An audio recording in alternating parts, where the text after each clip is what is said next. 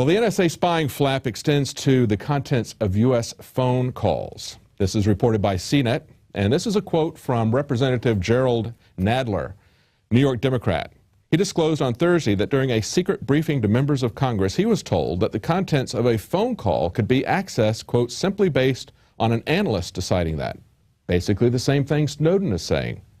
If the NSA wants to listen to the phone, an analyst's decision is sufficient without any other legal authorization required, Nadler said he learned.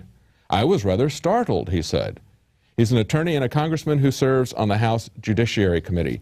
Now, that secret briefing was on Tuesday, and there was also, as reported last week, there was also another Representative Loretta Sanchez, a California Democrat, and she was also at that meeting on Tuesday, and she was astounded. This is her quote. She said, I think it's broader than most people even realize, she said, of the contents of the secret briefing. And I think that's, in one way, what astounded most of us, too. In other words, what they are getting in these briefings is the idea that everybody is being surveilled. And it's not being limited to metadata. It is the actual content of your communications that they are analyzing, that they are storing for further data mining in the future. Now, Obama likes to say that it's nothing to worry about, that it's just metadata. Well, metadata isn't a term that was in the Constitution. It talks about all your personal papers and your property and your privacy. It talks about having a warrant, which means that the government has to have a reason to suspect that you are a criminal, a bad actor, that you're doing something wrong. They have to be specific in front of a judge about what they think you're doing, where they want to look, when they want to look. That's when they get a warrant from the judge. That's the way it works in a free society. That's the way it works in a constitutional society. That is not what is happening now.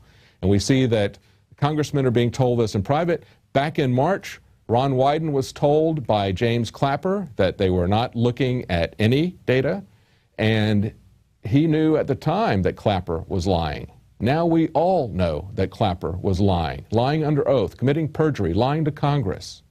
The National Security Director for Obama, I believe it's his title, something to that effect.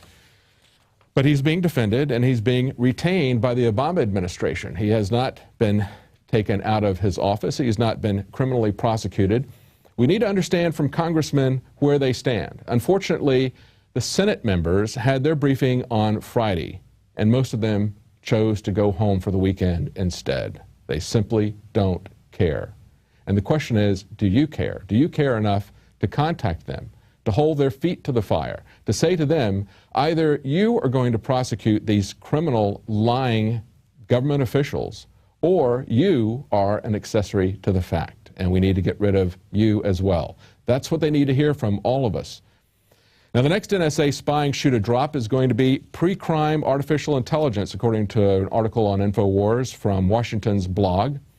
Now, this says, in 2008, Christopher Ketchum revealed that a governmental unit operating in secret and with no oversight whatsoever is gathering massive amounts of data on every American and running artificial intelligence software to predict each American's behavior, including, quote, what the target will do, where the target will go, who it will turn to for help.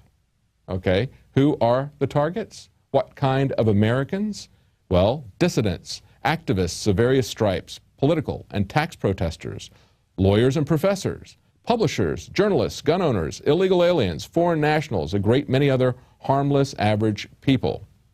Now, in February this year, the Sydney Morning Herald reporter Ryan Gallagher wrote that Raytheon had secretly developed software capable of tracking people's movement and predicting future behavior by mining the data from social networking websites like Facebook, Twitter, and Foursquare. The software is called RIOT, which stands for Rapid Information Overlay Technology. Now, they really kind of, whenever you look at these acronyms, they never really make that much sense. Really, what they want to do is they want to come up with a word that kind of represents what they're interested in. And what they're interested in here, I think, when they talk about, when they name this program RIOT and they want to follow people, that's exactly what they're concerned about. They're concerned about people finding out what they're doing, getting angry about it, and rioting. But that's okay. I don't guess they've got anything to worry about, because we won't even protest what they are doing to us right now, will we? Now, what they're doing with these programs, with these corporate programs, and this is what CISPA was all about in its latest incarnation from Mike Rogers, is that they're using third parties turning over your information voluntarily. Companies like Microsoft, like Google, they're turning over that information voluntarily, and the legal loophole that they claim that they have is that if they were to go in and get that information directly from you, they say they would need a warrant. But if you give that information to a third party, that third party can voluntarily turn that information over to them.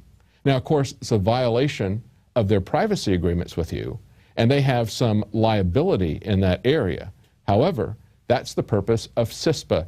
CISPA was to remove that liability so that these organizations, these third-party independent companies like Facebook, Google, could turn that information over to the government, and there would be nothing you could do about it, even though they were lying completely on their terms of service agreement. But let's look at new revelations about the NSA PRISM program's first volunteer, according to their leaked slides, and that's Microsoft. If you remember, in 2007, Microsoft supposedly was the first company to join the PRISM program. And now we learn in Popular Science that the U.S. government is using early knowledge of Microsoft bugs to spy on us. Microsoft software is both widely used and infamous for its bugs. Just this week, Microsoft released a patch designed to cover an image file exploit that let hackers look at special information. Now, this was disclosed in May, that there's an exploit in Microsoft Office that could give an attacker a foot in the door to gain full access to the attacked computer. Sometimes major software is released with day zero bugs. In other words, bugs from when they very release it, like Internet Explorer 8 or Windows 8 or every version of Windows ever. And before Microsoft releases a public patch of a software bug, and this is the key, it passes along that information to U.S. intelligence agencies, say two sources familiar with the program. So what happens is, as this article is pointing out, once they find a bug, then they allow the U.S. intelligence agencies to have a window of time where they can exploit that bug. Now, it sounds very much like what Aaron Schwartz was saying. Remember in the CISPA debates, Aaron Schwartz was saying that the U.S. government is the source of nearly every cyber attack on the planet.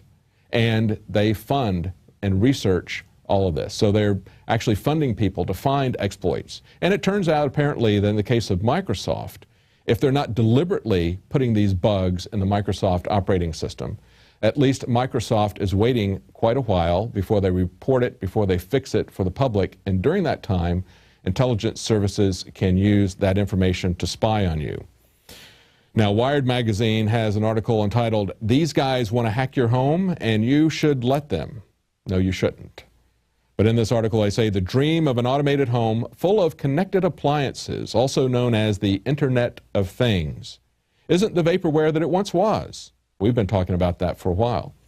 Several consumer devices already connect to the web, and hardware hackers have been building tools.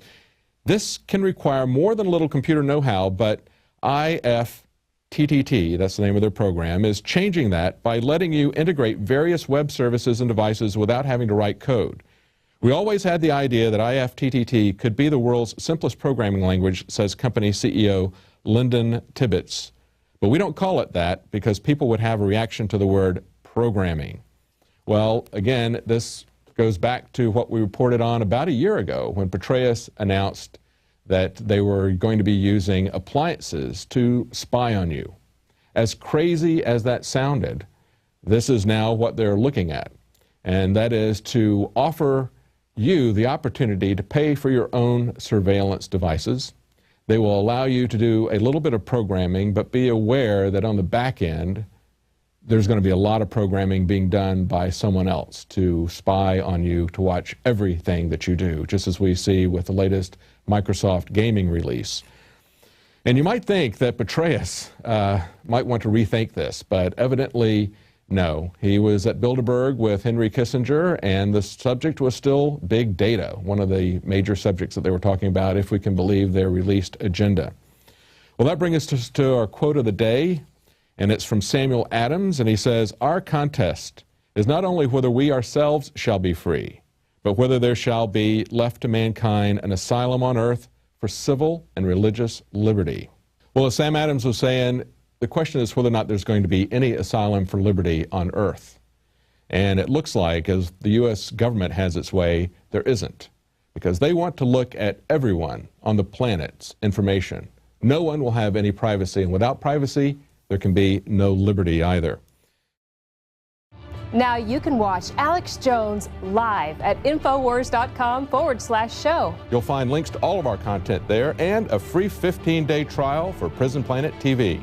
You can also browse the network, the InfoWars Nightly News, and over 60 movies and documentaries all together in one place. You can watch the Alex Jones radio show live as it happens. So check it out, Infowars.com/show.